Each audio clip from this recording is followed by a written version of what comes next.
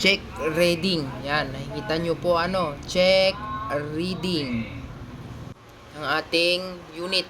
Ano ba yung reading without or hindi tayo gagamit ng pang reading. Pag sinaksak kasi yan dito makikita nyo yung record or ilan yung reading ng galing sa sa server natin, sa OLT natin sa box. So tuturo ko na din po sa inyo using this specific model number. Okay, so balik tayo dito, pumunta tayo dito sa ayan, nakita nyo nandito ako sa status. Kiklik nyo sa status wala kayo, click nyo dito sa one side. Yan, pagka nandito ka sa one side, ignore nyo lang po yung nakikita nyo dito sa message yan sa screen. I-zoom nyo, i-click nyo itong ipon, information.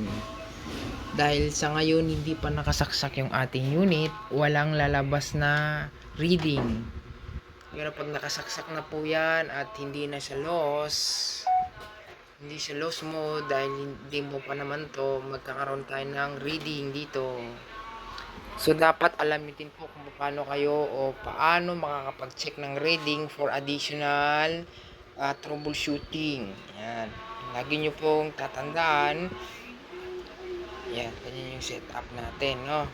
Yun lang, po, sana matandaan natin at para madali yung ating mapagtulong-tulong gawin ang ating trabaho. Salamat po.